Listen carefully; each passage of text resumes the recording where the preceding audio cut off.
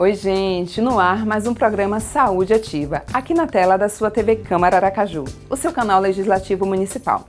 Olha só, no programa de hoje vamos falar sobre lipo-HD, a técnica cirúrgica que tem esculpido o corpo de homens e mulheres no estado. Quem tira todas as dúvidas é o cirurgião plástico Dr. Daniel Machado. A nutricionista Camila de Souza conversou com a nossa equipe sobre a importância da introdução alimentar em crianças. Vamos saber mais sobre os cuidados com a voz e audição com a fonoaudióloga Marília Lima. Fica comigo que o programa está muito bacana.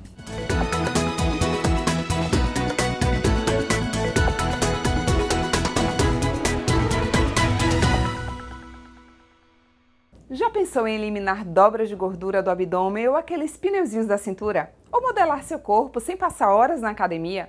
Isso e muito mais é o que promove a técnica lipo-HD, um procedimento que tem feito sucesso aqui em Aracaju.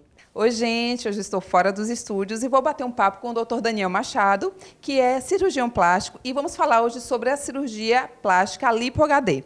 Dr. Daniel, fala pra gente o que seria a lipo-HD. Então, a lipo-HD é um tipo especial de lipoaspiração, a gente chama de lipoaspiração moderna, né? Diferente da lipoaspiração mais antiga, mais tradicional, aquela que se fazia mais a partir dos anos 90.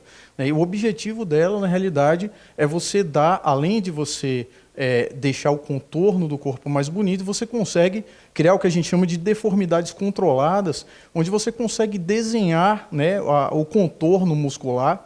Você consegue tirar a gordura seletivamente e desenhar aquele abdômen como se fosse um abdômen malhado, um abdômen trincado, um abdômen mais elaborado. É uma cirurgia mais elaborada do que a lipo tradicional, dá um resultado também bem mais natural, né? E é o que existe de mais moderno em termos de lipoplastia. Também é chamada de lipo 4D, também é chamada de lipo 3D, de lipomarcação abdominal, né? Ou o nome que vem se popularizando mais, que é a High Definition Lipo, né? Ou Lipo HD.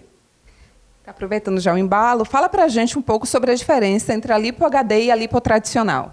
Então, basicamente, na Lipo HD, a gente busca recriar, né, as formas do local tratado. Pode ser feito em vários locais, mas vamos tomar como exemplo o abdômen, né?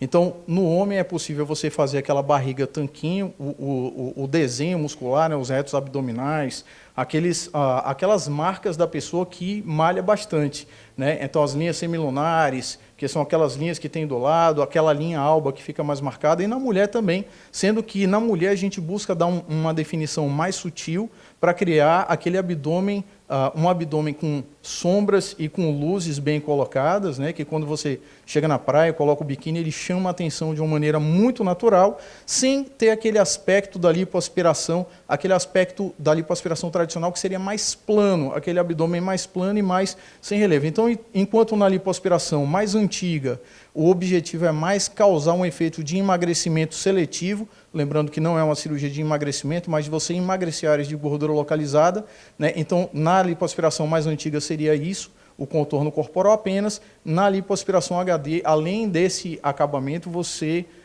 cria esse aspecto que quando você vê a paciente no sol ou você vê a paciente numa luz, você consegue ver as linhas de definição do abdômen ou da área que você está tratando, dá a impressão de um caimento muito mais natural, muito mais bonito e muito mais atlético. E existem indicações, doutor, e contraindicações para a realização da lipo-HD? Então, é uma cirurgia que as indicações são parecidas com as da lipoaspiração convencional, tradicional ou mais antiga, né? A diferença é que a gente precisa, para ter um resultado excelente numa paciente que busca essa definição, né, o abdômen mais trabalhado, aquele abdômen mais atlético, você deve ter o índice de massa corporal, né, que é um índice que a gente obtém dividindo o peso da pessoa pelo quadrado da altura, né? No homem seria mais ou menos até 30, né? Se você tem esse resultado de 30 para baixo, você consegue ter um resultado bom ainda, mas o excelente seria abaixo de 20, e na mulher de 28 a 25 para baixo. Então, assim, as recomendações não é uma cirurgia para quem está acima do peso, é uma cirurgia para quem está num peso bom. É aquele paciente que chega no consultório que falam assim, poxa, eu tenho muita vontade de fazer uma lipoaspiração, e todo mundo fala que, poxa, eu não tenho juízo, não preciso de lipoaspiração. A lipo-HD é exatamente para essas pessoas, né? Pessoas que já estão no peso legal, mas não têm uma definição muito boa. E tem uma coisa muito importante a gente notar aqui. Por exemplo, A gente sabe que, estatisticamente, só 5% das pessoas conseguem ter uma definição atlética com facilidade. É aquela sua amiga, aquele seu amigo que vai para a academia, não faz tanto esforço e fica super bem. Então, o objetivo da LipoHD é democratizar isso aí. Você consegue pegar uma pessoa que não tem uma genética favorável e a gente consegue, através dessa cirurgia, criar uma situação corpórea onde é possível para uma pessoa comum, como é o normal de 95% de nós, ter uma definição atlética como só 5% dos mais privilegiados conseguem ter. Doutor, e a procura? Mais as mulheres ou os homens que estão em busca de ter o corpo mais definido? A procura é basicamente de mulheres e homens. Sempre cirurgia plástica é uma coisa que as mulheres são mais cuidadosas, mas os homens, muitas vezes, quando eles sabem que é possível conseguir um corpo mais atlético, um corpo mais bonito e vigoroso, né? Principalmente na parte das costas, onde é possível você criar aquelas costas em V bem marcadas, né?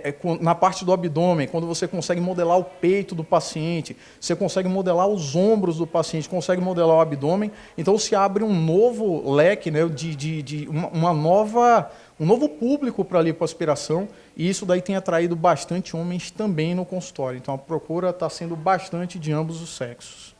Mas existe alguma diferença para a realização do procedimento nos homens e nas mulheres, ou o procedimento ele é o mesmo? Os princípios são os mesmos, né? Então são feitos os desenhos de acordo com a anatomia de cada pessoa.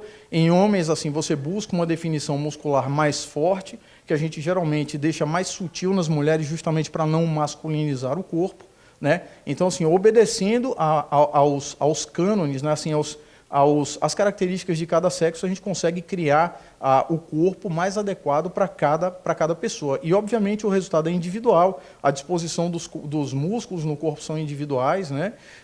Não é uma cirurgia tão simples de você encontrar, poucos cirurgiões fazem hoje em dia, né? Eu sei que aqui no Brasil são pouco mais de 20 que fazem a cirurgia, existe um treinamento específico, né? O criador dessa cirurgia foi o Dr. Alfredo Royos, que é um cirurgião colombiano. Então, assim, tem um treinamento específico para essa cirurgia e também tem um aparelho que a gente usa para fazer que ajuda bastante, que é o Vaser, né, que faz com que a recuperação dessa cirurgia seja muito mais rápida, a contração da pele maior e o pós-operatório muito mais tranquilo, né, inclusive com muito menos desconforto para a paciente, praticamente sem nenhum sangramento, muito pouquinho sangramento durante a cirurgia. Então, isso faz com que a gente consiga tratar mais áreas numa mesma sessão cirúrgica. Doutor, e a duração do resultado desta cirurgia? Então, essa cirurgia, ela faz com que você readquira ou adquira pela primeira vez na sua vida um aspecto atlético. Obviamente, depois da cirurgia, você deve manter esse aspecto atlético, né? E como é que você vai fazer isso daí? Você vai readequar seu estilo de vida, melhorar a sua alimentação para manter aquela aparência mais bonita, né? Você vai melhorar a sua rotina de exercícios físicos, né? Ou seja, é basicamente uma mudança de estilo de vida. A cirurgia, ela vai... as pacientes aqui, elas costumam dizer o seguinte, é um resultado que você tem muito rápido, que seria um resultado que você adquiriria em anos de academia, bem feita e sem faltar. Então, isso daí dá um impulso muito grande nas pessoas, elas se animam bastante com o resultado e isso daí faz com que exista uma facilidade muito maior na aquisição desse novo estilo de vida. Então, é claro que é importante, fundamental e obrigatória essa mudança de estilo de vida no sentido de melhorar a saúde. A cirurgia é apenas um catalisador, ou seja, uma coisa que apressa, que te dá um atalho, né, que te dá um resultado de muito tempo de academia em pouco tempo de procedimento cirúrgico. Obrigada, doutor Daniel. Com certeza retornaremos, porque existem outras dúvidas sobre outros procedimentos estéticos e agradecemos o senhor a participação. Eu queria agradecer a vocês aí, todos que estão assistindo, o pessoal da equipe aqui, pela oportunidade de tirar dúvidas aí de vocês. Um prazer enorme, muito obrigado e estamos à disposição de vocês. Obrigada, e eu estou voltando aí para o estúdio.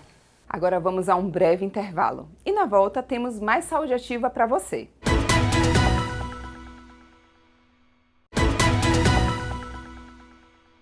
Estamos de volta com Saúde Ativa e eu quero te lembrar que você pode acompanhar todo o trabalho desenvolvido pelo vereador que você elegeu através do portal da Câmara. É o www.aracaju.se.leg.br. Ah, e você sabia que é possível baixar o aplicativo TV Câmara Aracaju para iOS e Android e acompanhar toda a nossa programação de onde quer que você esteja? É muito fácil. Quem tem filho sabe o quanto é difícil a introdução de novos alimentos na rotina alimentar das crianças. A nutricionista Camila de Souza conversou com nossa equipe sobre a importância do hábito saudável desde o início e como fazer essa transição. Roda VT! Olá, Dayana. Eu estou aqui com a nutricionista materna infantil Camila Oliveira e hoje a gente vai conversar sobre introdução alimentar. Doutora, quando se inicia a introdução alimentar na criança?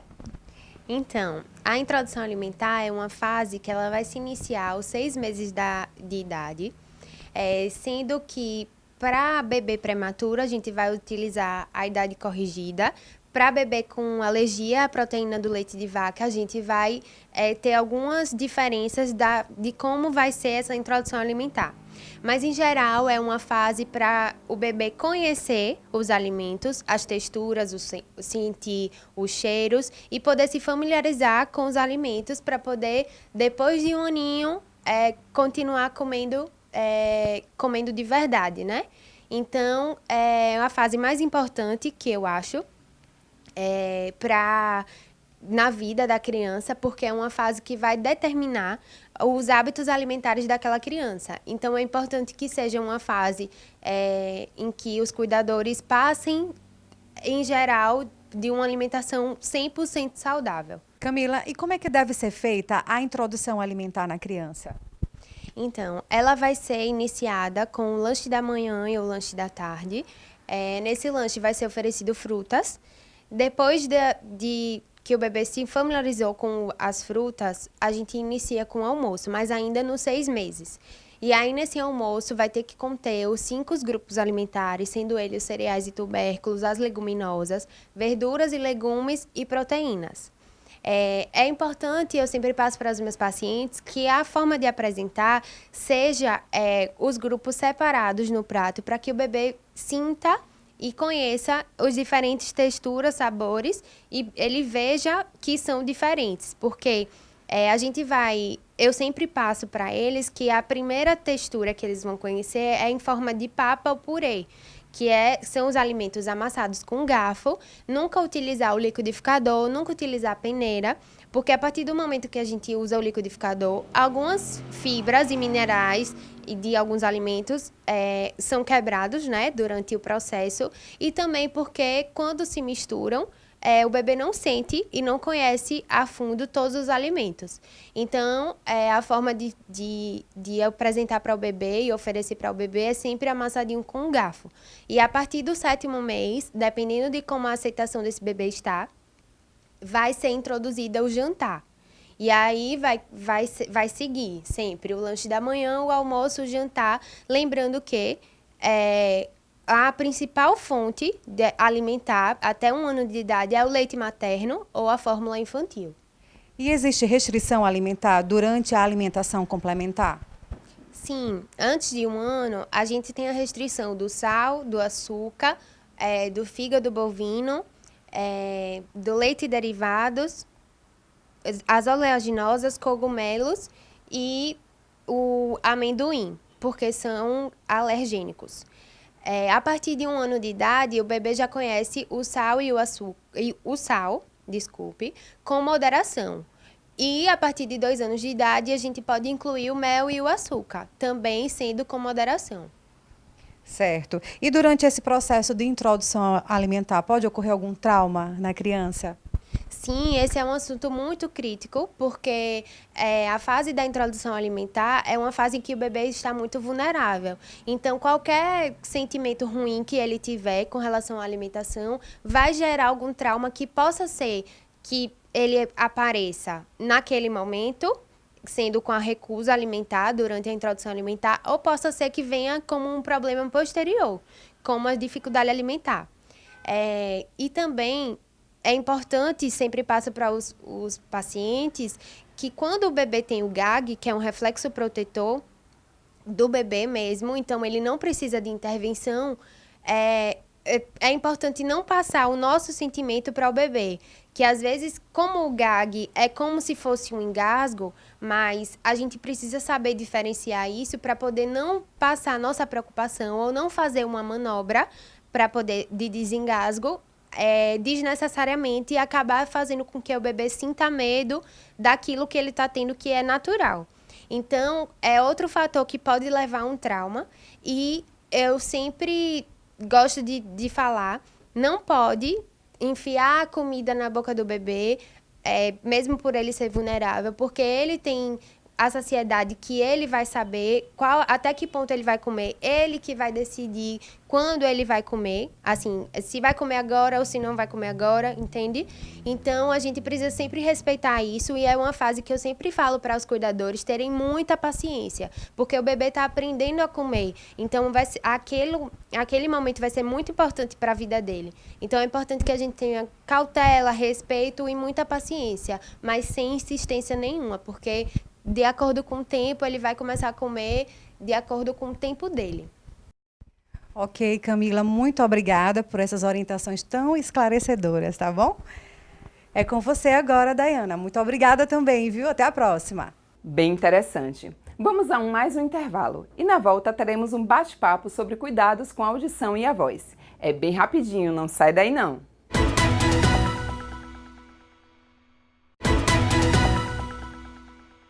Voltamos com o nosso Saúde Ativa. E olha só, manda sugestões e críticas para nós. Envia tudo para o nosso e-mail tvcamara@aracaju.se.leg.br. Quem nunca ficou rouco ou percebeu que a voz tem sofrido modificações? Vamos saber mais sobre os cuidados com a voz e audição com a fonoaudióloga Marília Lima. Roda VT! Estamos aqui nos estúdios com a doutora Marília Vasconcelos, fonoaudióloga, e ela vai falar um pouco mais para a gente sobre os cuidados com a voz. Doutora, o que fazermos ao identificar qualquer alteração na voz?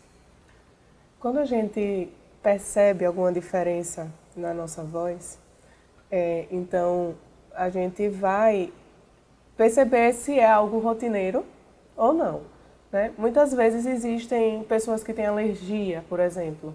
Então, elas habitualmente vão ter uma questão vocal também, né? Que vai aparecer. Mas o ideal, se eu sinto um problema, é procurar um médico, né, o profissional adequado, então o médico, o otorrinolaringologista e também o fonoaudiólogo, que pode ajudar para começar a fazer um possível tratamento. E existe, doutor, algum alimento que pode ser considerado um alimento que dificulta ou pode causar alguma alteração ou algum problema na voz? Sim. O café, né, tomar café em excesso pode prejudicar. Também leite achocolatado. Não é que vai danificar a voz, certo? Agora, o uso em excesso. E no caso do leite e do achocolatado, se eu sou um profissional da voz, que eu falo muito, como um repórter, por exemplo, então é interessante evitar tomar muito, né, em grandes quantidades antes de fazer um exercício vocal mais intenso. Mas também existem alguns alimentos que beneficiem ou favoreçam a todas as pessoas, tanto aqueles que utilizam a voz diariamente ou não, mas que favoreçam o processo da voz. Existem alimentos? Existe sim. A maçã, por exemplo, né? Ela, inclusive, é bem famosa por isso, né?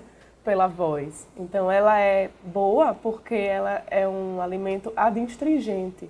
Então, ela limpa a mucosa que tem dentro do nosso organismo e, consequentemente, do trato vocal. Então, a maçã é uma dica aí de alimento bom para voz. E existem algumas dúvidas, né, com relação aos sprays nasais, as pastilhas que a gente sempre compra nas farmácias, elas podem causar algum problema na nossa voz? As pastilhas, sprays, eles provocam um efeito de alívio imediato.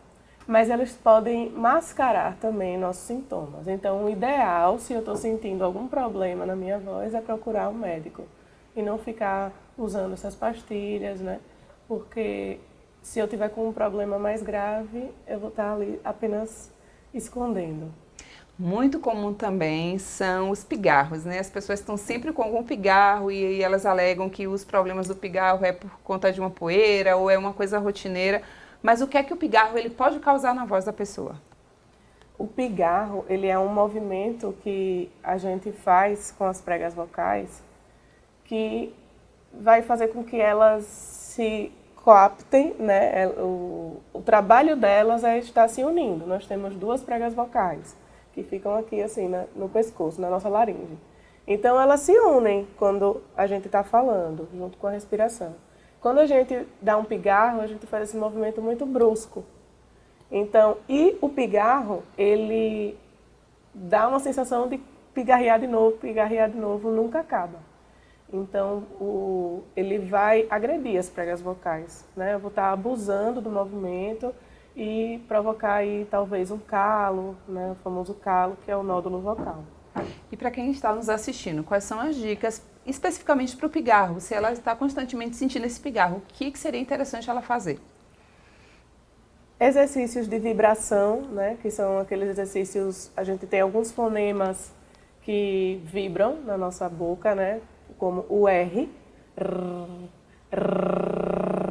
Então, se eu estou com muita vontade de pigarrear e eu faço esses exercícios, pode aliviar. E também beber água, que vai distribuir, né, vai hidratar todo o nosso organismo e, consequentemente, vai parar de sentir essa vontade aí de pigarrear. E aí vem um tema bem interessante que é a água. Qual é a temperatura ideal para se beber água? A gente tem que ter um cuidado ao beber água, principalmente com a temperatura de fora, né? Então, o nosso organismo ele tem uma temperatura média de 35 graus, 36. Então, o ideal seria a gente manter a água também nessa temperatura para não ter nenhum choque térmico. A água gelada demais, ela pode provocar gripe, né? A pessoa que já é alérgica ter algumas reações indesejadas. Então, o ideal é a gente estar mantendo uma temperatura natural. E quais são as dicas que a senhora daria para quem está nos assistindo em relação à voz? O que é que elas poderiam fazer no dia a dia dela para que melhorasse a voz? Se você está em casa e você quer que sua voz fique boa, né? O ideal pode comer uma maçã de vez em quando para ajudar a limpar, beber água na temperatura adequada, exercícios de aquecimento, então esse que eu falei de vibração, é um exercício de aquecimento também. E se tiver um interesse a mais, procurar o profissional mesmo, o fonoaudiólogo, que vai poder trazer algumas dicas, alguns exercícios que vão contribuir, né, ajudar para a voz ficar melhor. Tá bom, doutora, muito obrigada. Gente, o Saúde Ativa chega ao fim, mas não esqueça que temos um encontro marcado toda semana aqui na sua TV Câmara. Fique com Deus e até semana que vem. Tchau, tchau!